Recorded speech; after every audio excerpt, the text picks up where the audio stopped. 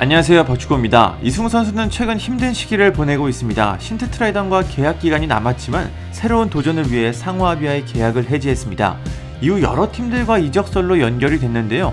K리그, 미국 프로축구, 스위스리그, 베트남리그, J리그 등 다양한 선택지가 있었습니다.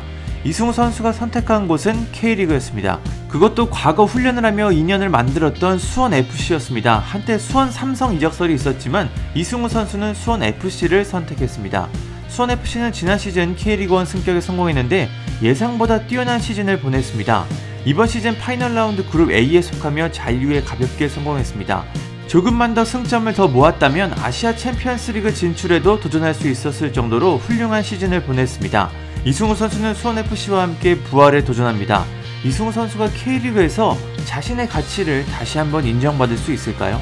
이승우 선수의 커리어를 보면 참 많은 일들이 있었습니다. 바르셀로나 유스 시절 피파 징계 때문에 3년 동안 공식 경기에 출전하지 못했습니다.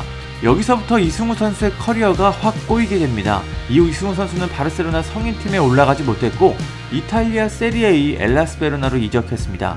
하지만 기회는 많이 주어지지 못했습니다. 피지컬이 강한 세리에 수비들과 맞대결에서 이승우 선수는 쉽게 버티지 못했습니다. 청소년 시절에는 피지컬이 큰 문제가 되지는 않았는데 성인이 된 후에도 피지컬이 성장하지 못하면서 가장 큰 약점이 됐습니다. 이승우 선수는 베로나에서 40경기에 나서 2골을 넣는 초라한 모습을 보여준 후 벨기에 구단 신트트라이던으로 이적했습니다.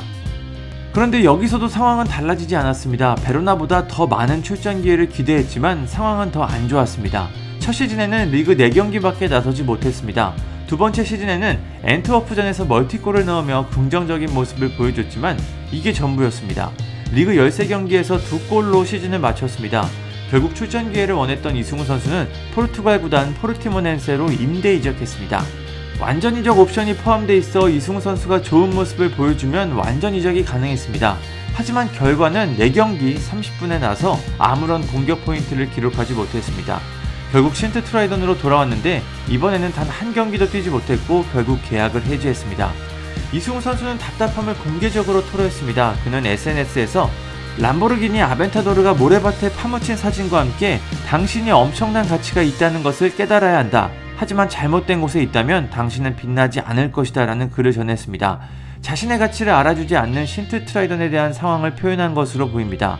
아무튼 그렇게 이승우 선수는 벨기에를 떠나 이제 K리그 도전을 준비하고 있습니다. 이승우 선수에게는 정말 중요한 시기입니다.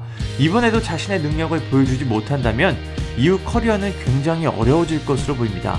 이제 이승우 선수는 꾸준히 뛸 수 있는 팀에서 꾸준히 경기에 나서며 경기 감각을 되찾고 발전을 해야 합니다. 그렇지 못한다면 조금씩 사라지는 선수가 됩니다. 지금까지 여러 선수들을 보면 K리그는 부활의 무대가 될 수 있습니다. 과연 이승우 선수가 사실상 마지막 도전에서 어떤 모습을 보여줄지 궁금합니다. 감사합니다. 구독과 좋아요는 저에게 큰 힘이 됩니다. 감사합니다.